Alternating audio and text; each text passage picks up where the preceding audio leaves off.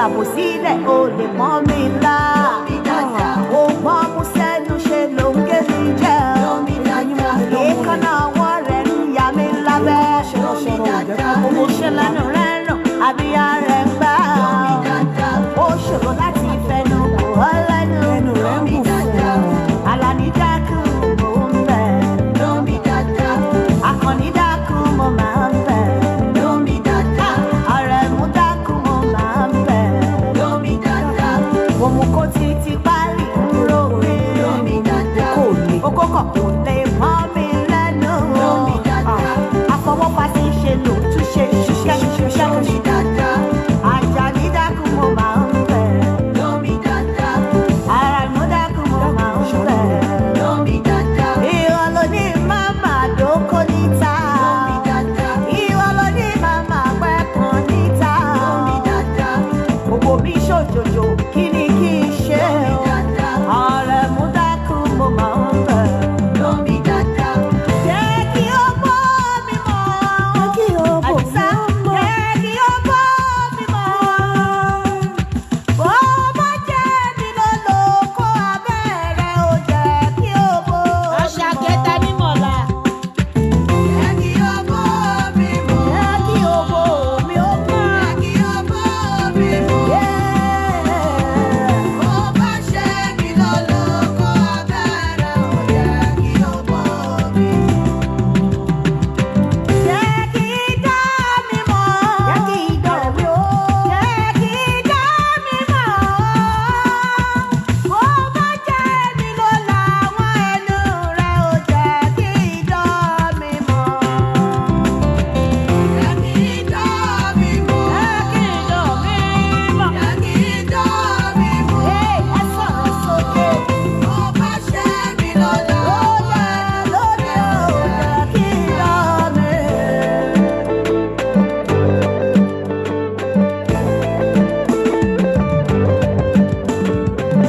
Àdùkẹ́ mi mò ń bẹ̀bẹ̀. Anafunki, I'm so happy to see you. Àwẹ̀rọ Mo rí ìkọ̀tẹ́ sẹ́ẹ̀sì mi láàárọ̀ yìí. ó ti ń gbogbo sálẹ̀ mò ń ro mí. Wọ́n ń sọ̀rọ̀ ìsáṣẹ́rẹ́ ọmọ wọn jà sókò. Sálẹ̀ wọ́n máa wá Bí mo ra pé yìí. lówùrọ̀ wà nínú ẹ̀. Bó bá dọ̀sọ̀ wà lómi fọ́ ẹ̀. Bí mo bẹ̀rẹ̀ ògbó lálẹ́ àánú tirẹ̀. Ṣé mi ò rí bó ti ṣiṣẹ́ lọ látòwúrọ̀? Ọkọ̀ tí mo ní gbàgbé lé ń bẹ níta.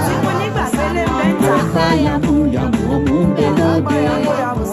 Àwọn tó ń kó pọ̀ wọn ò ná nǹkan. Àwẹ̀lé mi mò ń bẹ̀bẹ̀. Aládùúgbẹ́ mi mò ń bẹ̀bẹ̀.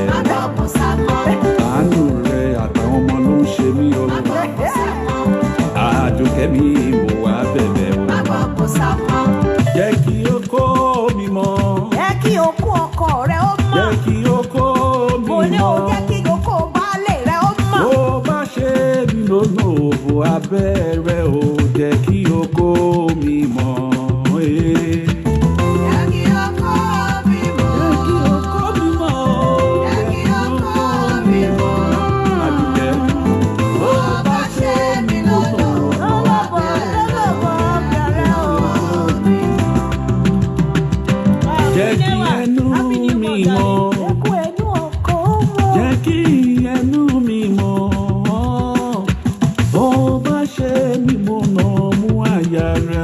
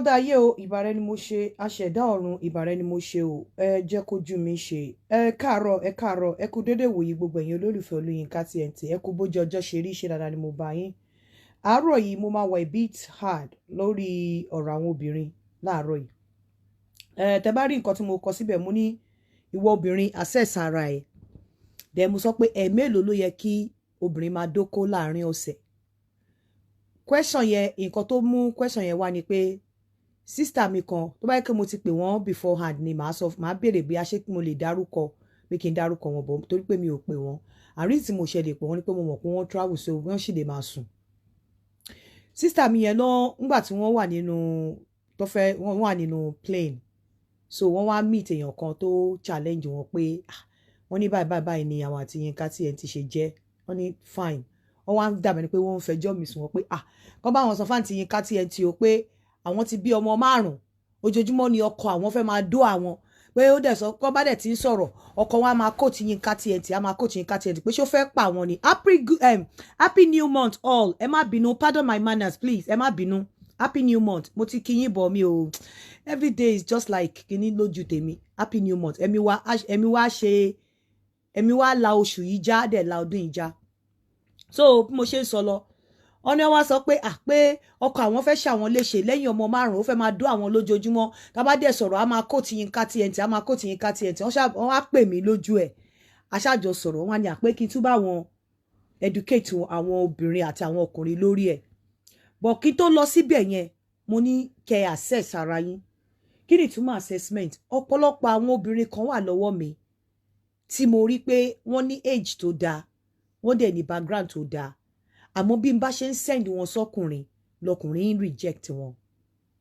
let me tell you mo sọ nípa a ti sọ̀rọ̀ nípa BMI níbí báyìí rí body mass index pé ká máa ṣe rí tí obìnrin bá ti sanra débi pé ó ti wà obese number 1 tó bá ti sanra tó ti ṣe body mass index ẹ tó ti lọ síbi 20 something tó ṣáà ti fall sínú obese kọ́kọ́ máa mọ̀ wípé ikú ti ń tẹ̀lé ẹ̀rìn gẹ́gẹ́ bí obìnrin pé ikú ti ń tẹ̀lé ẹ̀rìn pé ikú tó likely kó pa ẹ́ ó ti ń tẹ̀lé ẹ̀rìn ẹ jẹ́ ká wá fi health kúrò nígbà tí ẹ̀yin mẹ́rin bá lọ síbì kan tó wo ara ẹ̀ tó access ara ẹ̀ tó rí bó ṣe rí tó dẹ̀ rí àwọn tó ń bá rìn torí bí wọ́n ṣe rí imagine pé mo rí báyìí mo wá ní ẹni tó sanra gan tó jẹ́ ọ̀rẹ́ mi 3 àbí 2 àwa tari báyìí àtóbi 4 irú Queen Esther yìí sí Queen Ewa yìí sí kò sanra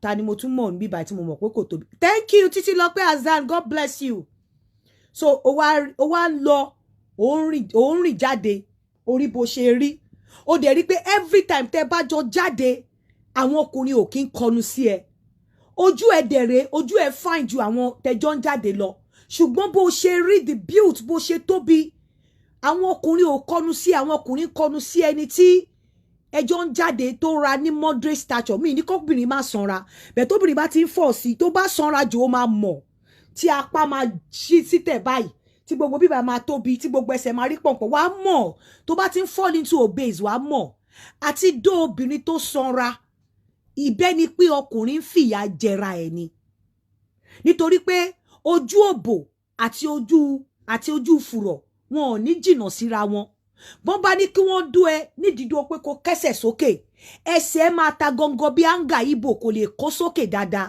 the stress tí ọkùnrin tó bá máa dó ẹni tó sanra máa ṣe the stress and the extra energy tó máa put up pé kéèyàn dóbò lásán wàhálà ni energy ni adùn tó wà ń bẹ ni pé ejaculation but yí pé the stress tó máa tún put in láti wàhálà tó máa ṣe láti dó ẹni tó sanra látorí ikùn dérú ẹsẹ̀ láti ya ẹsẹ̀ láti gbé ọmú láti gbogbo yẹn wà stress ni so tó bá jẹ́ ìyàwó tó wà nínú ilé tó ti sanra out of proportion there is tendency pé kí ọkùnrin kó pa ẹ́ tì kó jẹ́ pé oṣù 3 oṣù 4 tó bá ti rántí wàhálà tó máa ṣe àti wàhálà tó wà lẹ́yìn dídú ẹ á prefer láti má dú ẹ rárá àwọn wàhálà yẹn ló likely láti máa wá sí ọkàn ẹ all the time so tó bá ti sanra fúnra rẹ you have to discipline yourself you have to know when to hit the gym wọn ò ní láti sọ fún ẹ because lẹ́kì sọ fún ẹ mo lábúrò kan tó ń sọ fún mi pé àwọn ò máa jẹun mọ́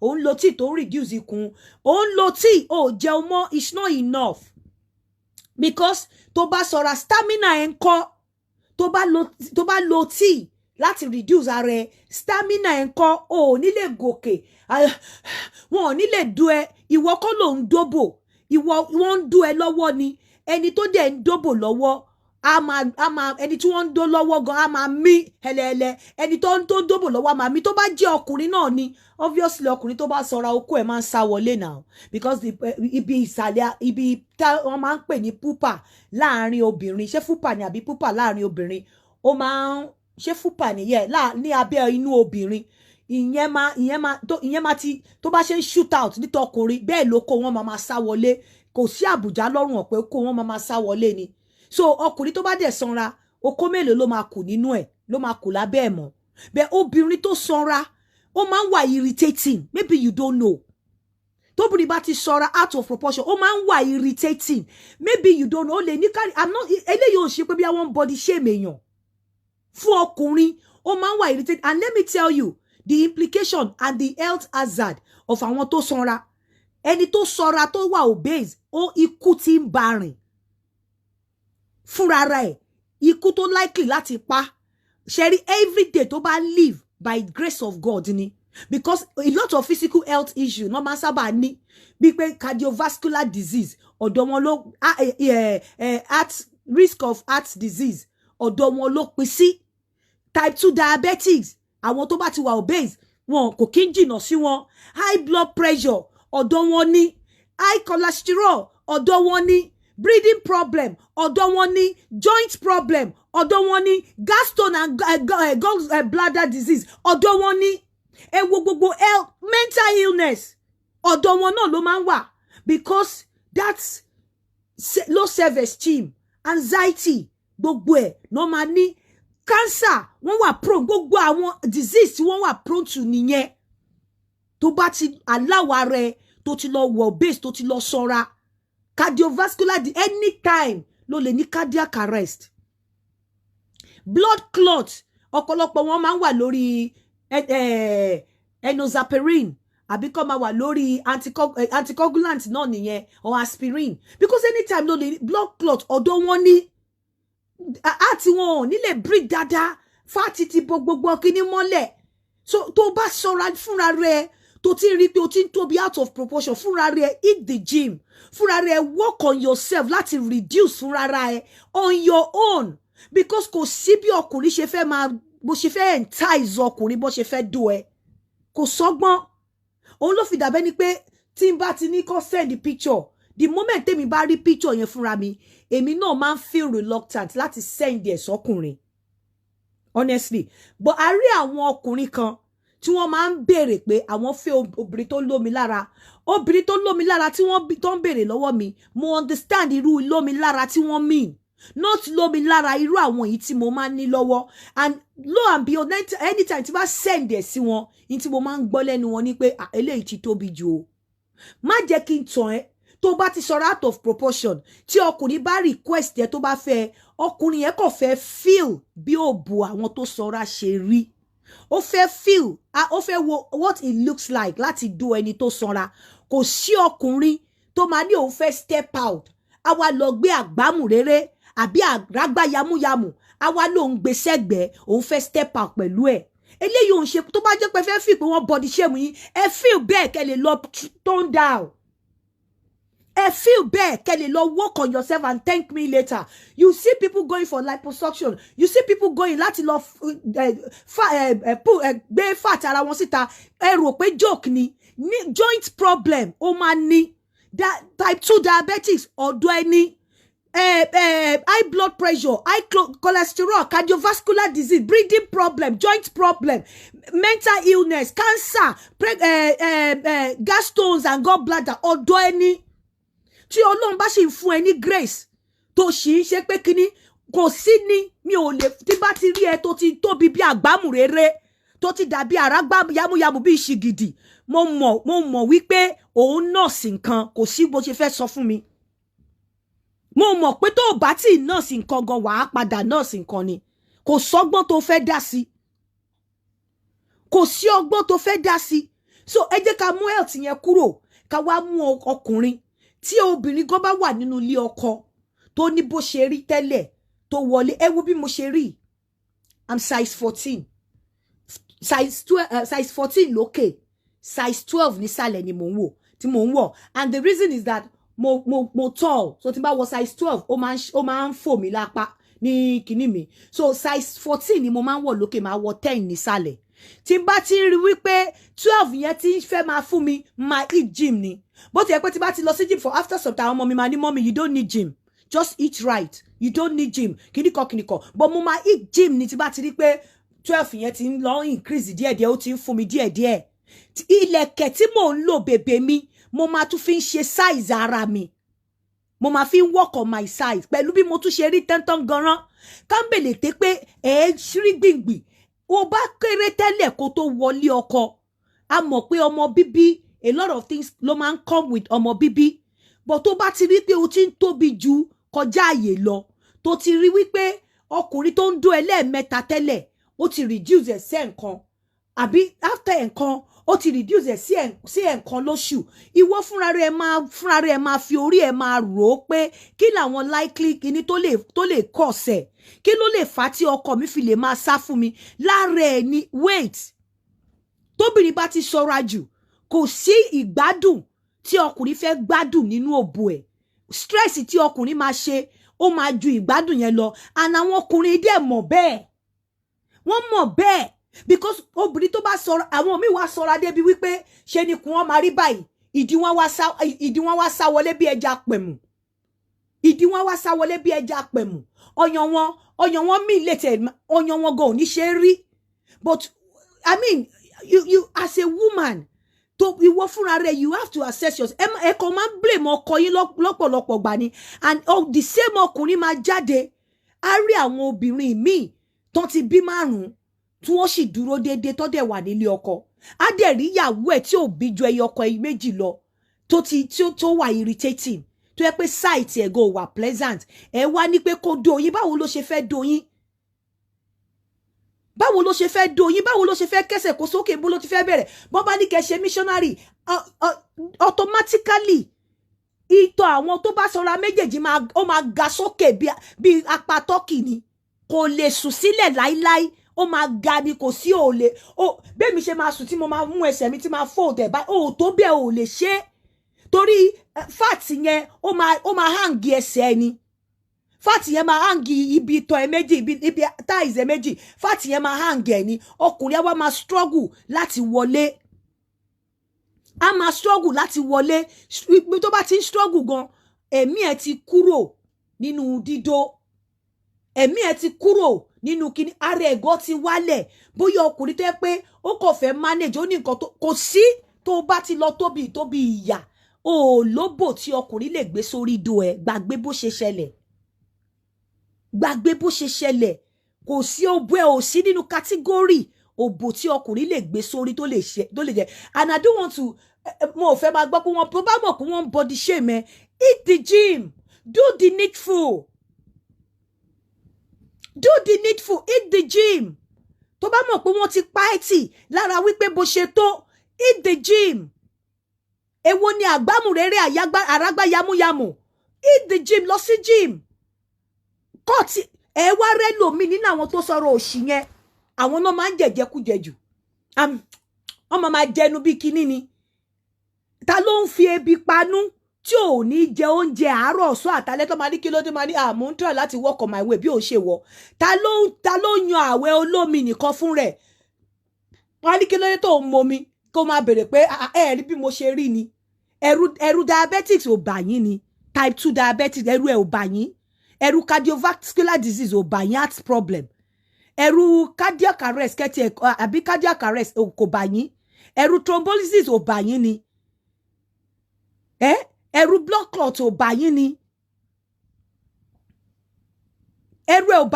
ẹ̀rù kidney problem ò bà yín ni àwọn physical health issues tó bá ti kò sí bó ṣe fẹ́ wà active tó bá sanra tí bá ti rí ẹ báyìí mo ti mọ̀ pé eléyìí ikú Ọlọ́run má pa o but nǹkan tó likely tó tètè rán ẹ lọ sọ́run tí ń tẹ̀lé ẹ except you do the needful. Ìsanra yàtọ̀ sí ìsanra báwọn kan wà tẹ́ pé tẹ́ bá ti rí wọn ẹ wò pé no kí leléyìí láì ṣe pé bóyá if tó bá wà on medication you do exercise wàá ṣe exercise wàá cut down exercise ẹ àwọn nǹkan tó ń jẹ tó jẹ́ fat carbohydrate nǹkan kan wàá cut ẹ wàá jẹun in a right way wàá jẹun tó máa wà healthy fún ẹ because let me tell you kò sí bí ọkùnrin bó ṣe fẹ́ ọkùnrin sílé tó bá sanra tó bá ti rí ẹ at your site pé ó ṣílẹ̀kùn ó bá ẹ lórí ìjókòó ní pálọ̀ báyìí kókó ẹ máa le bọ̀ láti ta okó ẹ máa lọlẹ̀ ni gbà bí mo ṣe sọ fún ẹ okó ẹ okó ọkùnrin yẹn máa le bọ̀ láti ta the moment he opens the door and finds you sitting nínú pálọ̀ okó yẹn máa lọlẹ̀ ni okó ẹ máa lọlẹ̀ ni kó jẹ́ pé because the stress tó wà ń bẹ̀ the sight wípé níbo mo ti fẹ́ bẹ̀rẹ̀ kò ṣe gbogbo style ló lè ṣe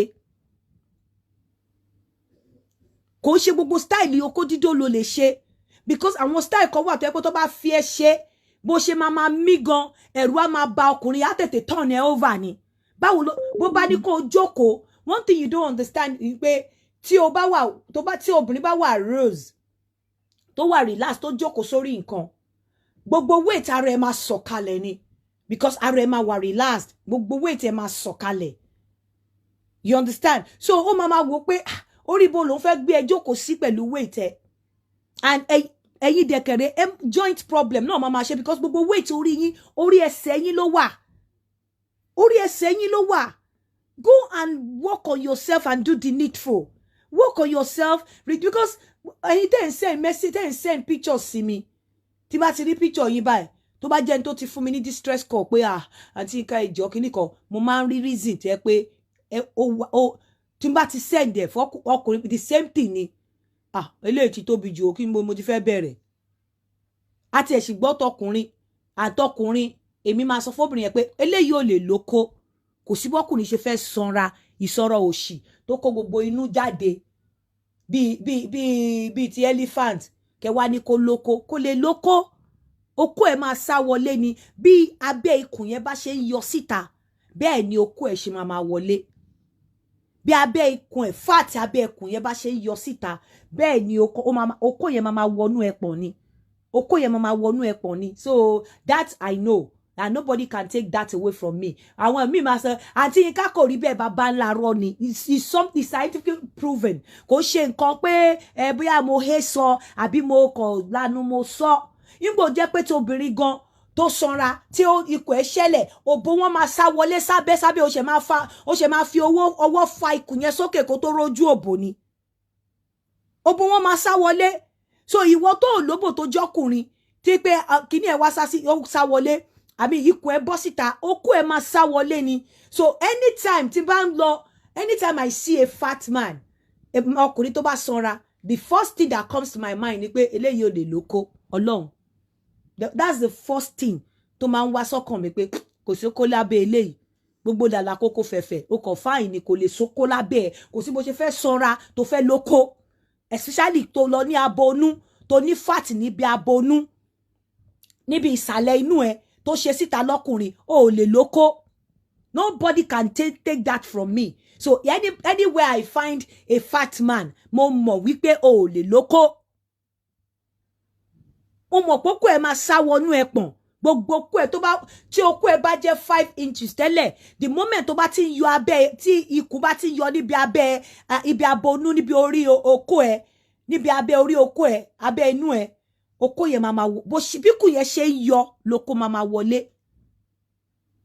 bí kù ṣe ń yọ síta lọ́dọ̀ ọkùnrin bẹ́ẹ̀ ni okó máa wọnú ẹpọ̀n lọ so tó bá wu ìwọ ọkùnrin tó fẹ́ mu bíà tó fẹ́ mu jẹja tútù àti ìbọ̀kọ̀tọ̀ láti sanra at your own kini ni expense ni wàhálà tí ẹni okó ẹ máa sá wọlé tí obìnrin ni wípé òbò obìnrin àti fùrọ̀ obìnrin kò ní tí ọkùnrin ò bá lajú dáadáa láti do Ọlọ́run má jẹ́ ó tó kó wọ fùrọ̀ and kò dẹ̀ sí tí ó ní àwọn ibì kan tá bá ní kó obìnrin sì sanra ó ní àwọn obìnrin kan tó yẹ pé obìnrin láti sanra sí tó máa tí ọkùnrin máa ń gbádùn bó ṣe mọ̀ pé àwọn obìnrin obese yẹn wọ́n máa sanra generally ni apá wọn báyìí máa ṣàn wálẹ̀ ẹ lọ wo àwọn tó bá sanra gidi yẹn apá wọn máa ń fall out ibi ìbá ìwọ ẹ wo apá tèmi báyìí sí ibi wọn máa fall out báyìí ni ó máa wálẹ̀ báyìí ibi máa wálẹ̀ báyìí tó bá tẹ̀ wá wọ short sleeve ní kẹ́ wò apá wọn wá rí gbùngbùn báyìí a wá rí gbùngbùn bíi ti turkey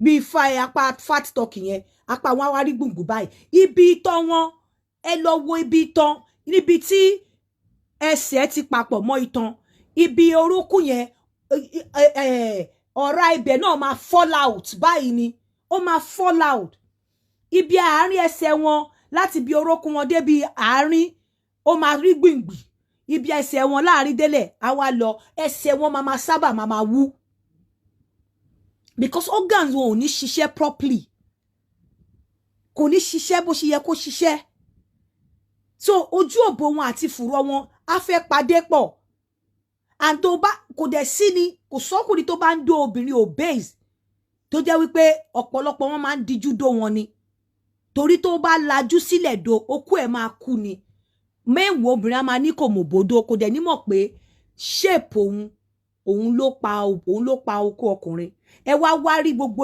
ibi báyìí ibi ẹ̀yìn wọn báyìí ó máa ń ní steps ni ó máa ń ní step 1 step 2 step 3 ó máa gé bẹ́ẹ̀ yẹn step 1 step 2 step 3 ó máa step dókè ni ìsanra yàtọ̀ sí ìsanra o àwọn ìsanra kan wà tẹ́ pé when you see them tó bá rí wọn níta wàá mọ̀ inú àti ẹ̀dùn wọ́n smart wàá rí i pé àwọn eléyìí lọ́mú ibi táwọn ọkùnrin máa ń fẹ́ kóbìnrin sanra sí nìyẹn ọmú àti fùrọ̀ bọ̀ kí apá rí gbẹ̀ngbẹ̀tẹ́ pé tó bá gbé apá yẹn lé ibi àyà ọkùnrin bá máa gbin ni kí ẹsẹ̀ gan kó má ṣe rí kó sùn sí orí bẹ́ẹ̀dì kó wá dàbí kí kóbìnrin dàbí ẹlífàǹtì tí wọ́n pa tí wọ́n fẹ́ àbí màálù tán pa tó fẹ́ yọ awọ ara ẹ̀ what's that àwọn tó sọra tó obese yẹn bíi màálù tó bá sùn sílẹ̀ báyìí bí ìgbà tẹ́ pa màálù tẹ́ kó ẹsẹ̀ sókè tẹ́ fẹ́ yọ skin ẹ̀ báyìí náà ṣe máa ń rí lórí bed and tell me how do you think ipe that will entice any man how do you think a man will want to come back to you láti wá do ẹ even your husband ẹ máa assess ara yín now ẹ máa assess ara yín this is not about body shaming. I'm not body shaming anybody. But if you feel like that, if you feel that way, then eat the gym. Kò mọ̀ pé kò dá nìyẹn, eat the gym. Tó bá feel bad. Because ọkùnrin ò ní do ẹ. And every time he comes home, ó máa feel pé kó lọ kúrò láyé o. Because wọ́n máa ń wò pé ẹrù ló jẹ́, burden, bẹ́rù bá rẹ̀ ṣe rí bó ti ẹ̀ jẹ́ pé ò lè jẹ nǹkan kan. Wọ́n máa fi pé bá rẹ̀ ṣe rí yẹn body ló jẹ́ fún wọn sight ẹ wà pleasant sí wọn take it or leave it. A lot of people be ṣebí ilé ẹ̀ náà ni mo ti wà.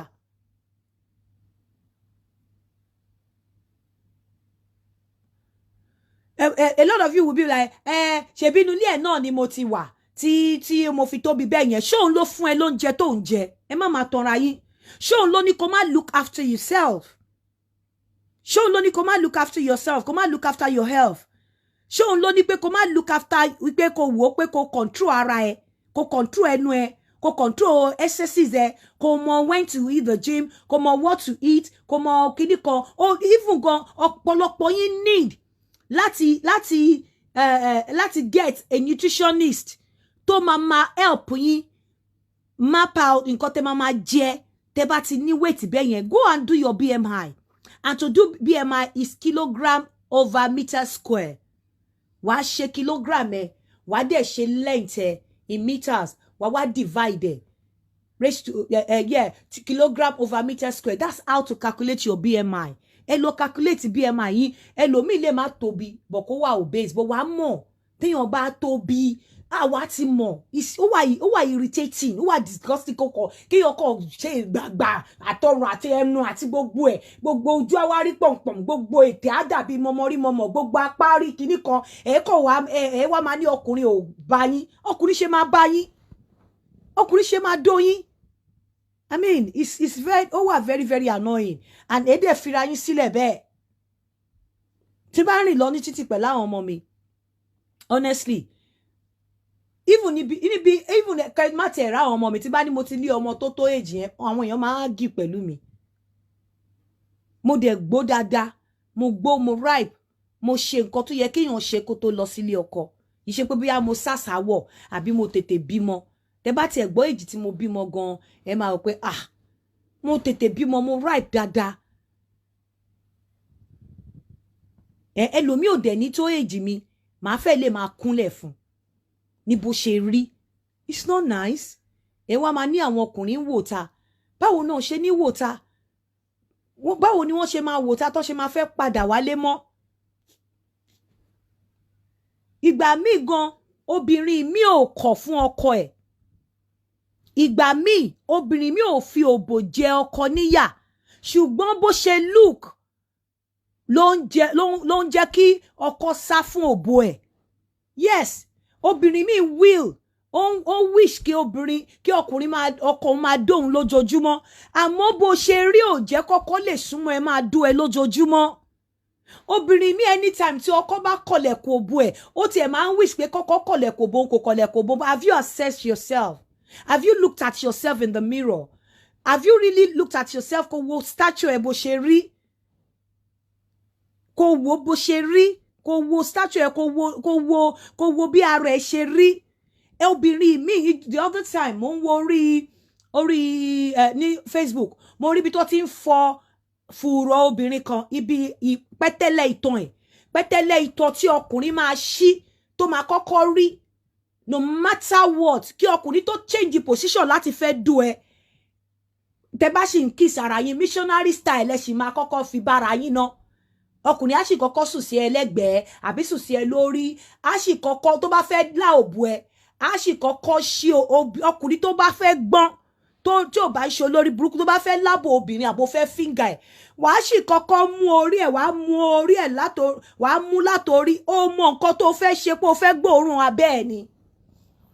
Kó tó kọwọ́ bọ̀, wàá kọ́kọ́ fọwọ́ ra lórí, fọwọ́ láláyà, wàá kọ́kọ́ fọwọ́ ra lọ́mú.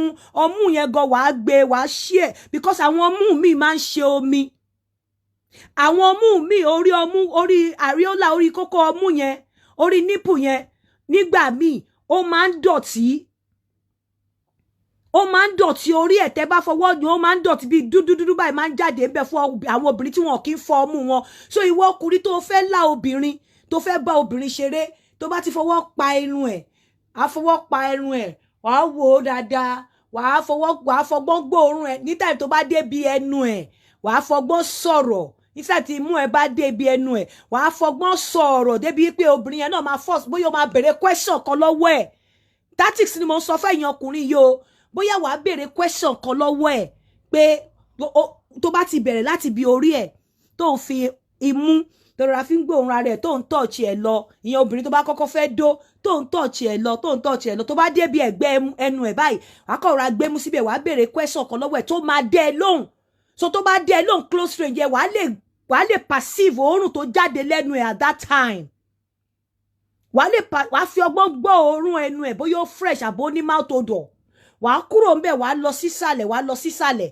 Ibi ìdodo ẹ̀, torí ìdodo kò síbi ìdodo ṣe lè wọnú. Tó bá fọwọ́ tẹ ìdodo báyìí, tó bá gbóòórùn ẹ̀ ó máa ń rùn. Tí ó bá jẹ́ ìdodo tí wọn kì í fọ̀, ó máa ń rùn.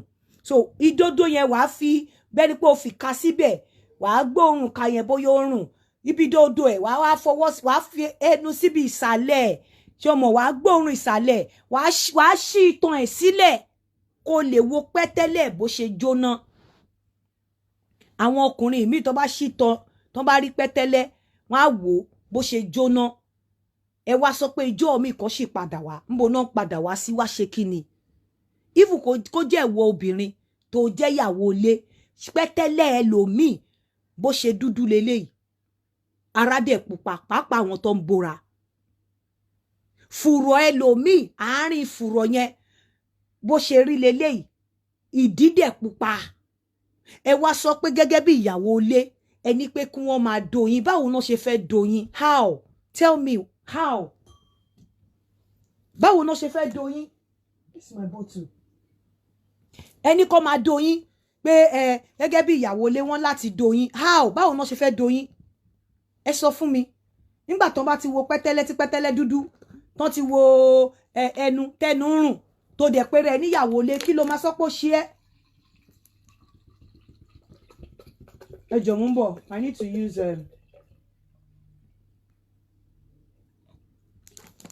ẹ máa notice pé mo like omi gan.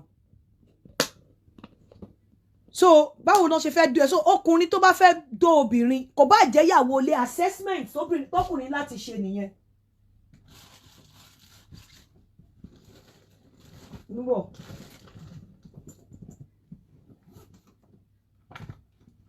Kò bá jẹ́ ìyàwó lé ọkùnrin láti ṣe assessment pé oh okay èmi gan tí mi ò sanra màá lo vitamin C màá lo vitamin D màá lo gbá màá làwo ìwọ tó sanra wá kọ̀ rí yamayama kalẹ̀ ẹ kọ̀ rí yamayama kalẹ̀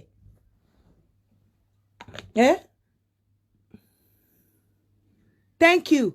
So wọ́n assess ẹnu tó bá ti kúrò níbi ẹnu wọ́n á lọ sísàlẹ̀ wọ́n á assess pẹ́tẹ́lẹ̀ bó ṣe jóná gbogbo àwọn nǹkan yẹn ó máa ìmí tó bá imagine kọkùnrin assess ẹnu kẹnu ẹ máa rùn kó lọ síbi ìdodo kó fọwọ́ sí kó gbóòórùn ẹ kẹnu kó máa rùn kó lọ síbi òbò ẹ kó gbóòórùn ẹ kó máa rùn kó kọwọ́ sí kó gbóòórùn ẹ kó máa rùn every time ìyẹn lásán assurance ni tó bá ti pass assessment yẹn ìyẹn lásán assurance ni pé eléyìí èèyàn kò wà risky ó ti ṣe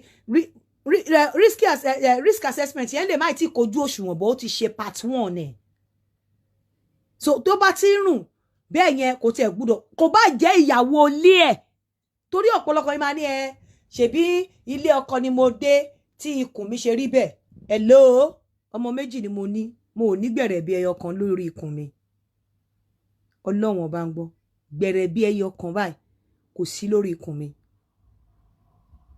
gbẹ̀rẹ̀ bí ẹyọ kan ikùn mi ìkọ̀kín like láti ṣíralẹ̀ ikùn mi òun jọ báyìí pé kíkùn òun jọ kó ọmọ ti jáde bẹ́ẹ̀ òun jọ wàláhì Ọlọ́run kò sí ní ikùn mi Ọlọ́run gbẹ̀rẹ̀ bí ẹyọ kan kò sí ní ikùn mi ò dẹ̀ òun jọ nǹkan ọ̀pọ̀ Ọlọ́run kò bless mi ni gbẹ̀rẹ̀ bí ẹyọ kan ibi tí mo ti ní gbẹ̀rẹ̀ bí lélẹ̀ ibi ó tán ṣe rí gbẹ̀rẹ̀ bí tó máa ń wà ní gbogbo ara pálapàla lára yẹn kò sí lára mi kò sí ẹyọ kan báyìí lára mi kò dẹ̀ sí níkùn mi kò dẹ̀ sí nǹkan tí mo ṣe nígbà tí mo bí àkọ́bí mi tó ń jóra fún mi tí mo ti gbọ́ pé wọ́n máa ń jóra tó dẹ̀ ń jóra fún mi ní ṣekéṣeké mo ya ní kó fi mí sílẹ̀ máa jó fúnra mi mi ì dẹ̀ tánra mi èmi fúnra mi ni mo jóra mi mi ì tánra mi rárá then inú oyún mo mọ̀ pé àwọn tó máa ń yún ikùn nínú oyún ló máa ń jẹ́ kí kinní yẹn jáde so tí okùn bá ti ń yún mi màá mú rọ́ọ̀bù màá kó rọ́ọ̀bù sí màá fi rọ́ọ̀bù pa á lọlẹ̀ màá fi rọ́ọ̀bù pa torí mo mọ̀ pé yíyún yẹn kò ní bímọ re tí n bá yún bó ṣe ń dùn mọ́ láti yún yẹn màá wá fi rọ́ọ̀bù pa màá wá máa fọwọ́ pa mi ò kí ń yún ikùn tí n bá lóyún torí ikùn máa ń yún wọn bẹ̀ mi ò yún kùn so mi ò ní gbẹ̀rẹ̀bí ẹlòmíì adé wà ní gbẹ̀rẹ̀bí lára Ọlọ́run á wá fi even ọmọ mi ọkùnrin dúdú ni gbẹ̀rẹ̀bí ẹ̀ ibi tí tèmi wà ní tiẹ̀ náà wà bẹ́ẹ̀ náà ni ọmọ mi obìnrin ibi tó ń wà ló wà tí wọ́n yẹn ṣe mọ̀ bí lines báyìí kò ibi tí tèmi wà ní tiwọn náà wà so ìgbà tó Ọlọ́run bá tún wá bù ẹ́ láṣìírí gbẹ̀rẹ̀bí yẹn tó close ìwọ náà wá tún wá lọ lo cream wá tún fi pè jáde á wá dàbí turkey tí wọ́n bó wá wá dàbí ẹdìyà bó lọ́rùn wá wá expect gbogbo ibi tó dúdú lábẹ́ yẹn nígbà tí gbogbo ara tó ti bó gbogbo ara ò ní lè dó bẹ́ẹ̀ yẹn ibẹ̀ yẹn wá dá jóná ẹ wá ní kọkùnrin doyin torí pé ẹ jẹ́ ìyàwó lé wíẹ̀ ńbo ló ti fẹ́ doyin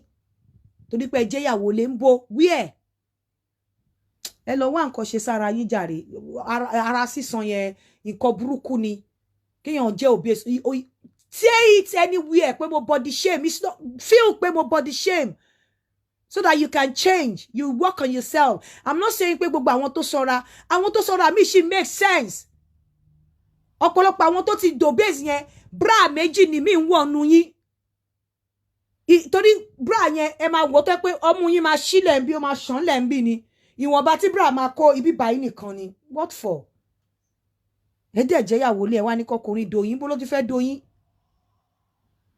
now ìyẹn gbọ́ tìta ojókòó èyí tí mo wá sọ pé wọ́n béèrè lọ́wọ́ sísítà mi ipe mélòó ni kóbìnrin máa dóko now ẹ jẹ́ kí wá sọ fún yín ẹ mọ̀ pé mi ò ní parọ́ ìwé sọ categorically ó dẹ̀ state clearly wípé ọkùnrin gbọ́dọ̀ máa dóòbò 21 times in a month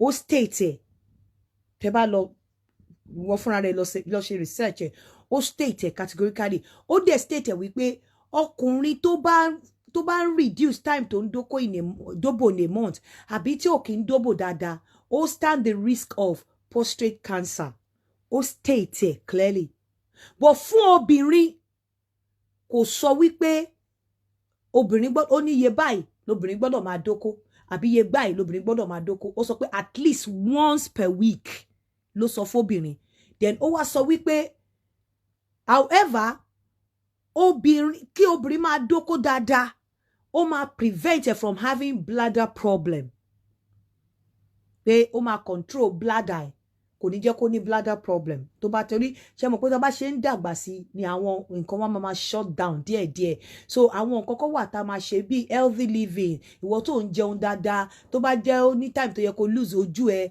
àwọn oúnjẹ tó ń jẹ àwọn vitamins tó ń jẹ yẹn á lè elongate time tó máa ní kò mí pé bóyá ò ní ever ò ní lose àwọn component àwọn nǹkan kan tó wà lára ẹ ìwọ tó ń ṣe exercise tó bá yẹ pé ó ní time tó yẹ ó yẹ kí ní o máa dùn exercise tó ń ṣe á cover for some time kan tó mean nìyẹn so tá bá ṣe ń dàgbà sí ní kíní wọn máa shut down díẹ̀díẹ̀ so wọ́n ní tó obìnrin tó bá ń dóko dáadáa ó máa prevent bladder ó máa save bladder now but ọkùnrin ni wọ́n state ẹ̀ wípé 21 times so tó bá jẹ́ ìyàwó ilé tí ọkùnrin ò bá lè ṣèta tó bá ní 21 times ni kó máa dóko lé ní oṣù kan definitely ìwọ ló máa bá which is about 4 times in a week tó bá jẹ́ ọkùnrin tí ò ṣèta but tó bá jẹ́ ọkùnrin tó sọ pé dandan ó fẹ́ máa dó ẹ tí ò dẹ̀ fẹ́ láwọn èyí tó máa ń claim pé àwọn jẹ́ born again àwọn ò fẹ́ dóbò mí ta at least wọ́n máa ṣe 4 times in a week tí ò bá ní problem tí ò bá dẹ̀ ní problem àbí tí ò bá fẹ́ ní problem with prostate cancer lọ́jọ́ iwájú ó ń láti máa ṣe ní reasonable times tí wọ́n sọ tí ò bá tẹ̀ lè ṣe lẹ́ẹ̀mẹ́ta at least lẹ́ẹ̀mejì bọ́ obìnrin wọn state ẹ̀ wípé dandan obìnrin láti máa ṣe ẹ̀mẹ́ta ẹ̀mẹ́rin at least once per week ló wà fóbìnrin however tóbìnrin bá ń ṣe dáadáa ó ní àwọn health benefits tí wọ́n state síbẹ̀ but wọn ò compulsory pé iye báyìí but wọ́n filẹ̀ kó state ẹ̀ fọkùnrin tó túmọ̀ sí wípé ńgbà tí n bá ń sọ fún yín pé torí ẹ̀yin tí ẹ máa ní tí bá ní tọkùnrin máa ṣèta ṣóbìnrin náà máa ń ṣèta máa sọ fún yín pé bí bó ṣe frame ọkùnrin libido ọkùnrin ó yàtọ̀ sí tóbìnrin wọ́n tún wá state ẹ̀ wípé even that once per week it depends on your libido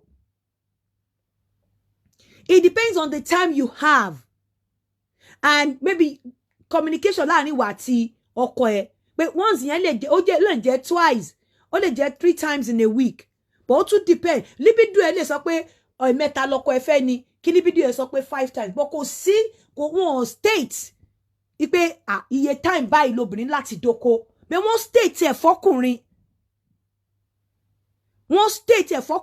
wọ́n dẹ̀ sọ risk tí ọkùnrin stand to face tí ò bá meet up wọ́n dẹ̀ sọ benefit fún obìnrin tó bá ń ṣe dáadáa however wọ́n state ẹ̀ wípé tí obìnrin ò bá ṣe o tí ò bá dóko pé ó máa lose bladder ẹ̀ wọ́n state ẹ̀ bẹ́ẹ̀ but wọ́n state wípé o kò ní á lè control bladder ẹ̀ however tóbìnrin bá ń dàgbà dé stage kan kò ṣe bí bladder ẹ̀ ṣe ń gbé ìtọ̀ dání bó ṣe ń hold ló máa ṣe lè hold mọ́ àmọ́ tó bá dóko wọ́n ló máa control vascular whatever tó bá ń dóko ó lè jẹ́ kó ní prolong kíní tó máa fi prolong bladder protection tó máa fi protect bladder nǹkan tí wọ́n mean nìyẹn but wọ́n sọ wípé kíni hello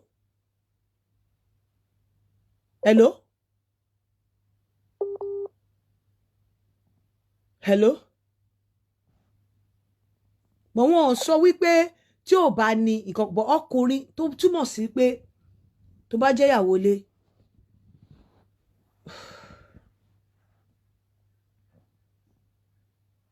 Hello?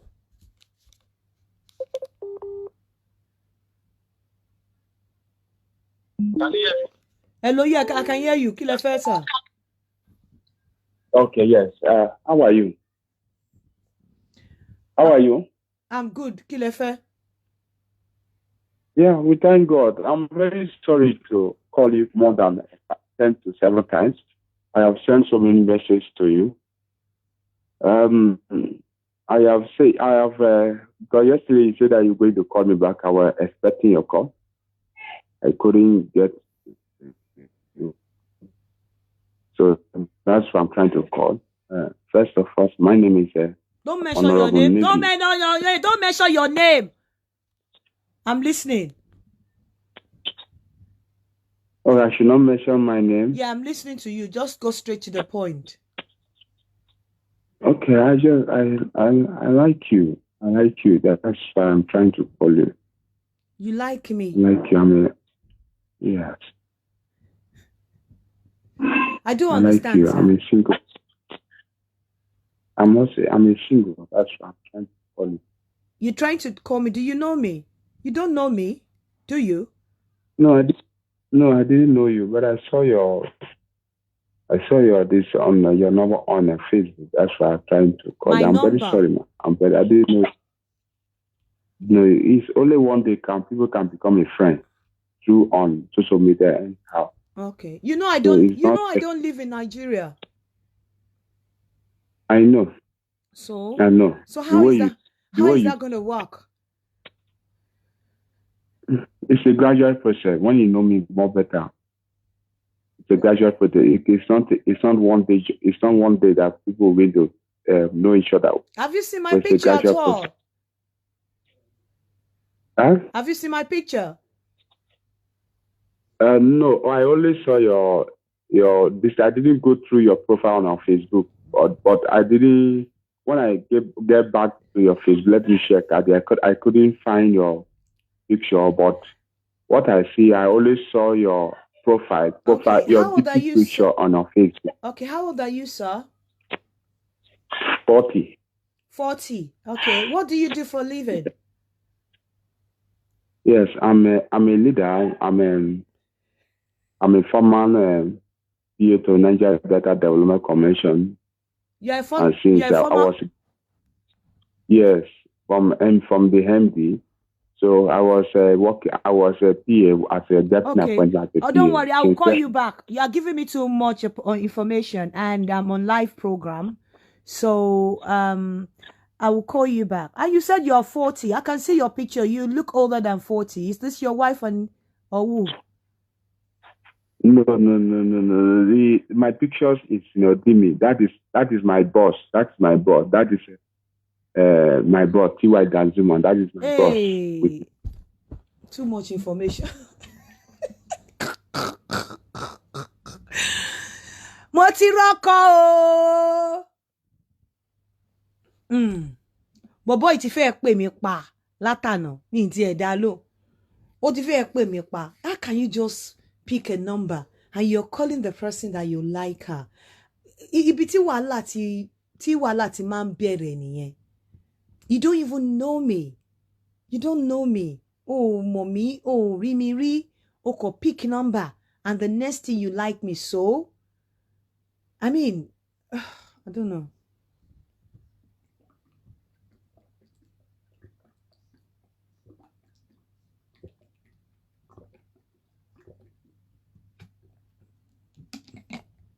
Water is life.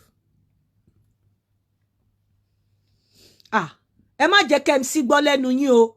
Mi ò lọ́kọ mi ìfẹ́ sílẹ̀ o. Ṣé ẹ fẹ́ dalé mi rú ni? Ẹ fẹ́ dalé mi rú ni tẹ́ ẹ̀dẹ̀ mọ́ tí mò ń ẹ̀dẹ̀ mọ́ MC. Ẹ mọ̀ pọ́kọ mi nìyẹn. Ṣé fẹ́ dalé mi rú ni? So bí mo ṣe ń sọ lọ fún gbogbo ẹ̀yin obìnrin.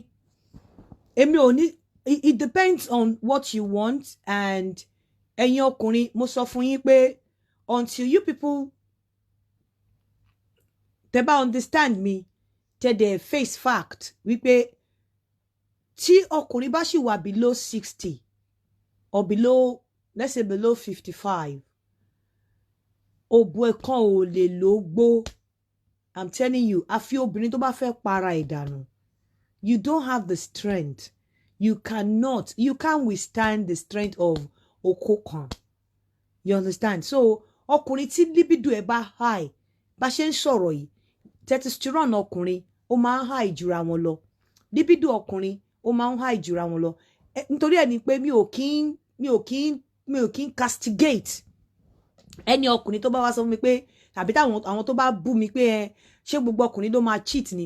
Gbogbo ọkùnrin tí Ọlọ́run bá kádàrá kó ní high testosterone ló máa cheat, ló máa dóbò ń ta.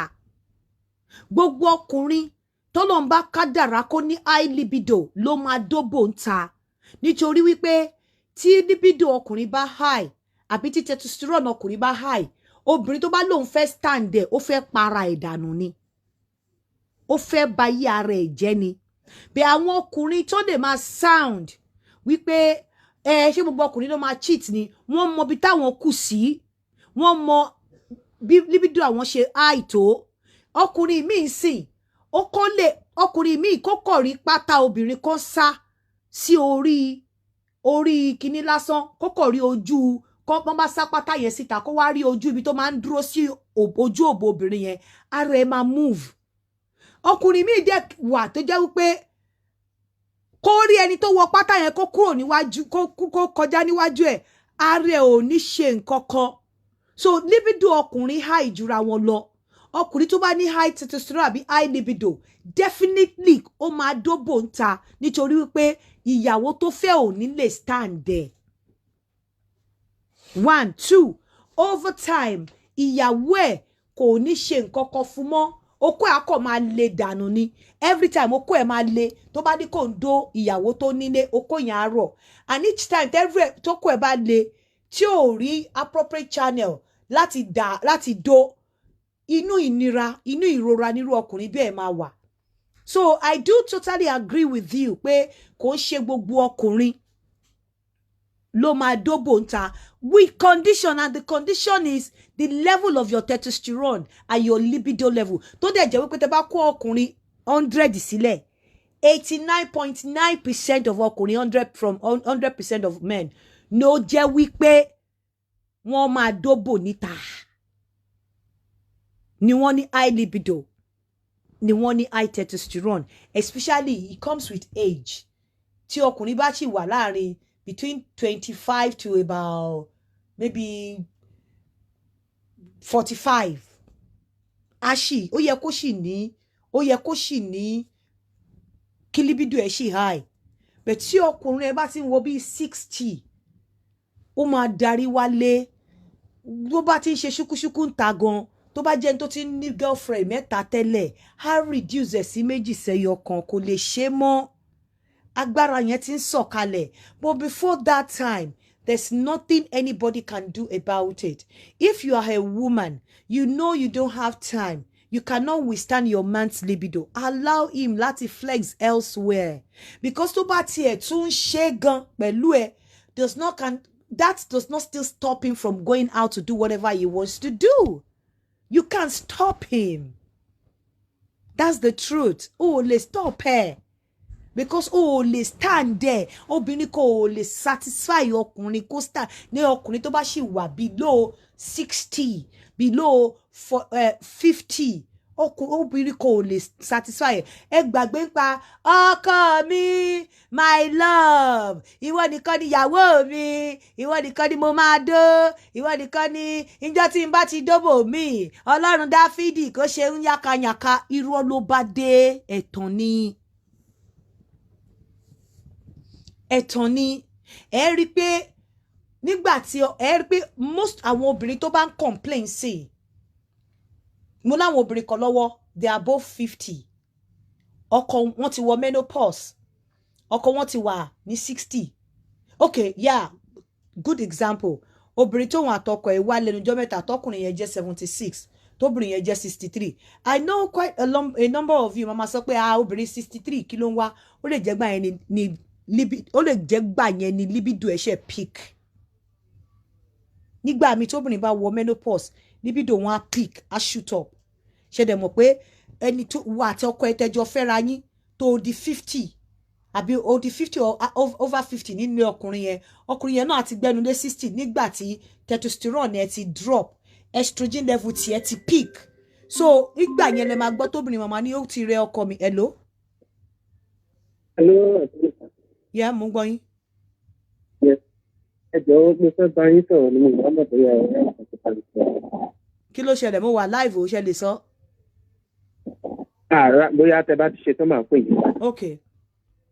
Ẹ rí pé àwọn tó ń complain, definitely any woman tó bá ti ń complain from 50 pé tó ti wọ menopause tó ṣe ń complain oko pé ọkọ òun ò dóhùn dáadáa, libido ẹ̀ time yẹn ló shoot up, and time yẹn ọkùnrin tí ẹ ti nose dive because ó ti ń dàgbà, testosterone yẹn ti ń lọlẹ̀, tí obìnrin máa shoot up ni, tóbìnrin máa shoot up nígbà yẹn. So nígbà yẹn obìnrin can say okay ọkọ o lè ọkọ to yourself at that time, o lè ṣọkọ ẹ bó ṣe wẹ at that time, because nígbà yẹn libido ẹ ti ẹ máa shoot up nígbà yẹn tí ọkọ máa ti máa drop.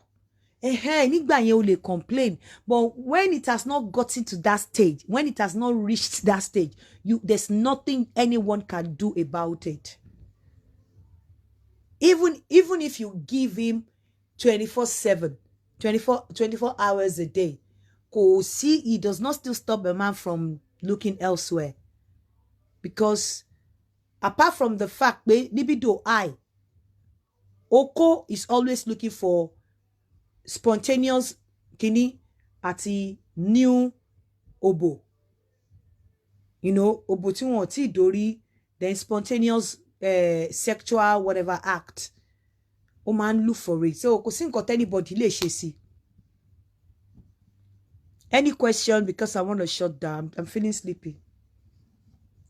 The number to call is +44 7404 851234. If you have any question before I go, +44 7404 851234. Ọkùnrin yẹn mo ṣàánú ẹ ni o, mo fẹ́ mo fẹ́ mu ṣeré tẹ́lẹ̀ ni, bẹ́ẹ̀ ó ti ń open nǹkan tí ó yẹ kó máa open.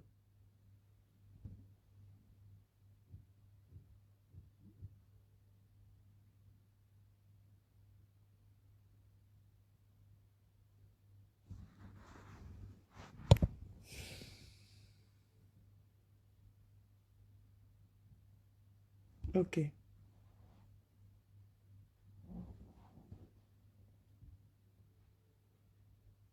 Obìnrin gbọ́dọ̀ máa dóko ní 4 times a week.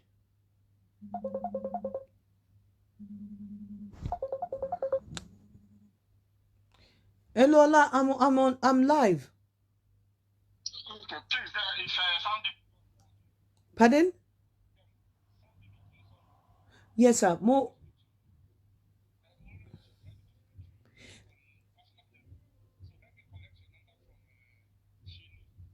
Okay. Yeah, but the number not letting pay me lórí yìí. You can give. Oh, the program's number. Okay.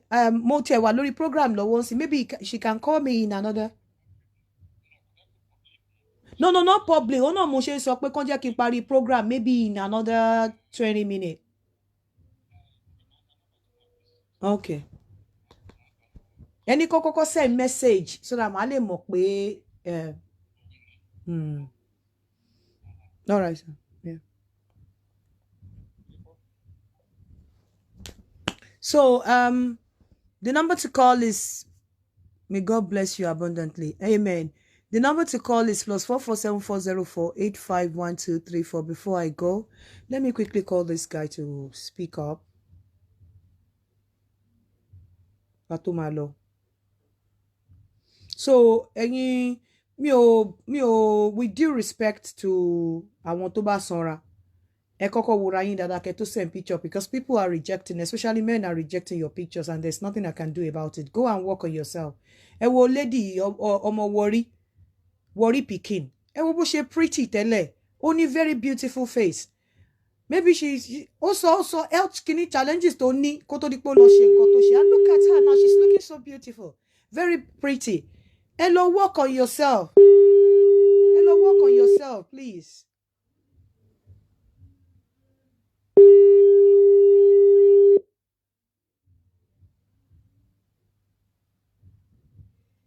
This guy is never online. I don't know.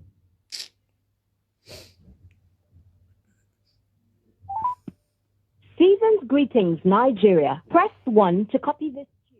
Dedicate all your energy and focus into taking the right action today. Every day lèmi máa ń dóko. Yeah, no, kò sí rule tó sọ pé as a woman o lè dóko every day o. Kò sí òfin tó sọ bẹ́ẹ̀ o. Hello. Mo kàn sọ fún yín ní ọkọ tó Hello. ẹ gbóhùn sókè, kí ló ṣẹlẹ̀? Báwo ló ṣe ń lọ? Hello, ma. Yeah. Ẹ wá ẹ má náwó mi, ẹ̀yin ní kẹ́ pè mí padà torí mo ti pè yín lórí WhatsApp kò lọ. Yes. Kò sí rule tó sọ pé obìnrin ò lè dóko everyday o, ẹ má ṣì mí gbọ́ o, but mo kàn sọ fún yín pé ó wà stated fún ọkùnrin, bí ẹ kò wọ́n state anytime fóbìnrin. Wọ́n state ẹ̀ fún ọkùnrin pé 21 times in a month, which is about 4 times in a week. But fún ọkùnrin, fún obìnrin wọ́n state ẹ̀. However, ẹ jẹ́ ká sọ pé an imaginary obìnrin nínú ilé or ìyàwó ṣáà lo ọkùnrin máa dó. Hello? Hello, ma'am. Ẹ káàsán ma. Ẹ káàsán. Ẹ sáré gbóhùn sókè because àwọn èèyàn ti ń kúrò lórí show yẹn. Yes, ma. Mo ní ká kọ́kọ́ dúpẹ́ lọ́wọ́ gbogbo èèyàn lágbàáyé tán ti bá wa ra ilẹ̀. Gbogbo ilẹ̀ tí à ń tà, gbogbo èèyàn ti bá wa rà. Mo ní ká dúpẹ́ lọ́wọ́ wọn pé wọ́n ṣe o. So, mo dẹ̀ dúpẹ́ lọ́wọ́ ẹ̀yin náà mà fún.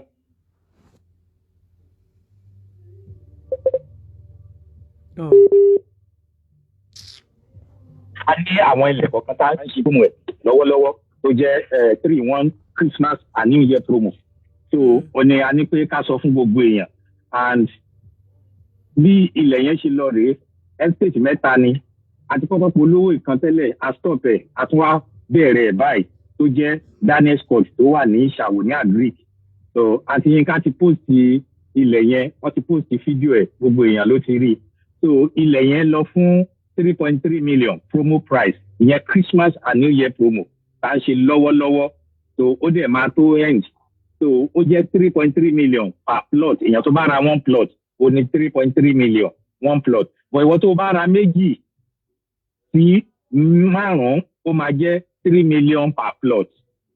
Ìyẹn méjì sí márùn-ún that is 2 to 5 plots ó máa jẹ́ 3 million per plot. So èèyàn tó bá wá ra 6 àbí ó ra 10 6 upward so ìyẹn náà sì jẹ́ 3 million bá a máa fún ní one plot sí. Ìyẹn tó bá ra 6 plot àbí tó bá ra 10 plot àbí jù bẹ́ẹ̀ lọ a máa fún wọn ní one plot sí. So ilẹ̀ yẹn Ìṣàwò ló wà èèyàn tó bá máa Agric dáadáa ní Ìkòròdú Ìṣàwò ló wà Ìkòròdú ó dẹ̀ jẹ́ ibi tó popular gan kì í ṣe ilẹ̀ omi o. So ilẹ̀ tó jẹ́ pé wọ́n lè rà kán máa kọ́ immediately ní omi kí lorúkọ ẹ̀ iná ó ti wà ń bẹ̀ so rà á kó kọ́ kó máa gbé bẹ̀ nìyẹn tó bá dẹ̀ fẹ́ rà á kó fẹ́ǹsì ẹ̀ kó fi sílẹ̀ ń bẹ̀ ìgbà tó bá ti ní agbára láti kọ́ ọ̀bọ̀ ilẹ̀ tó jẹ́ pé àárín ìgboro ló wà 3 million ní from 2 to 5 plots 3.3 million one plot and èèyàn tó bá fẹ́ ra 6 to 10 plots upward a máa ta fún ní 3 million bá a máa wá fún ìyẹn yẹn ní one plot extra ìyẹn jẹ́ ti ilẹ̀ tó wà ní Ìkòròdú ní Ìṣàwò.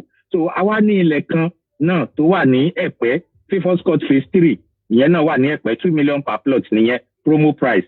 So èèyàn tó bá ra 6 plot ó máa gba 1 plot free ìyẹn láti 6 plot nìyẹn but promo price ẹ̀ jẹ́ 2 million.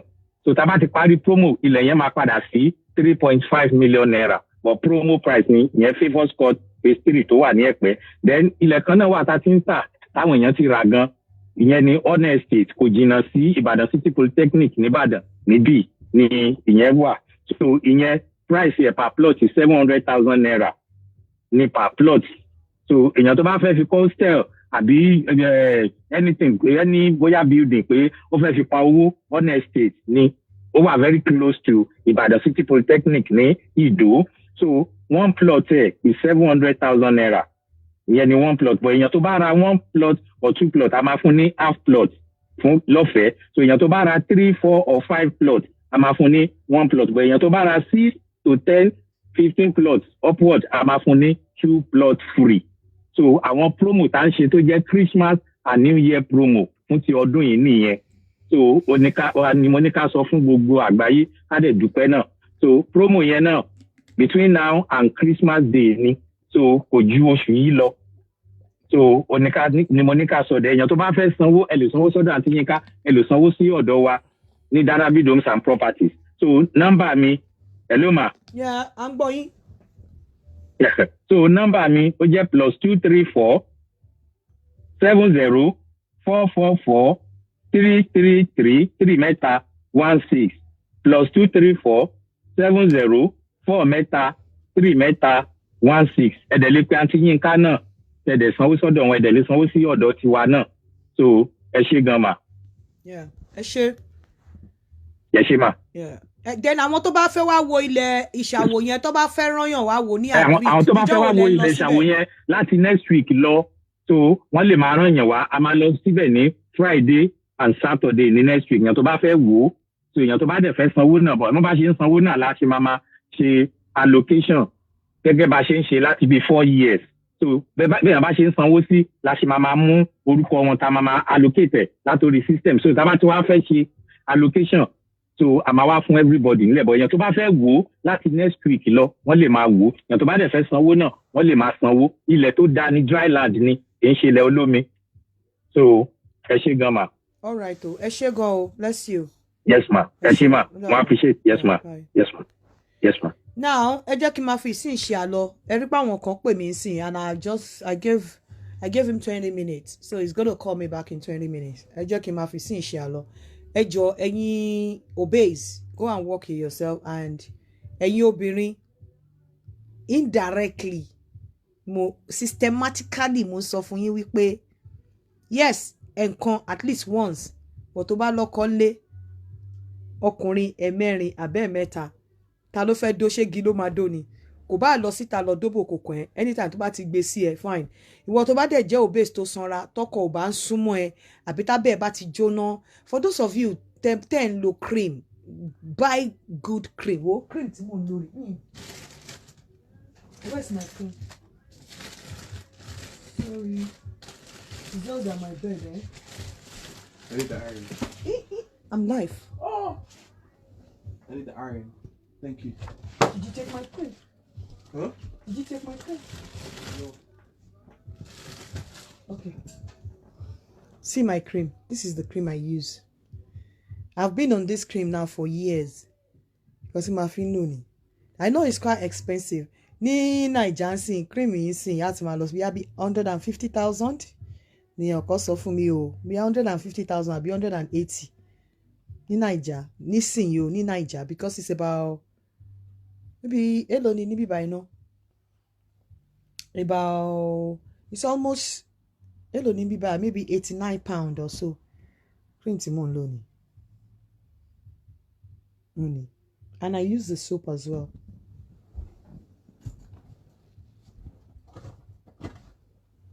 I use the soap.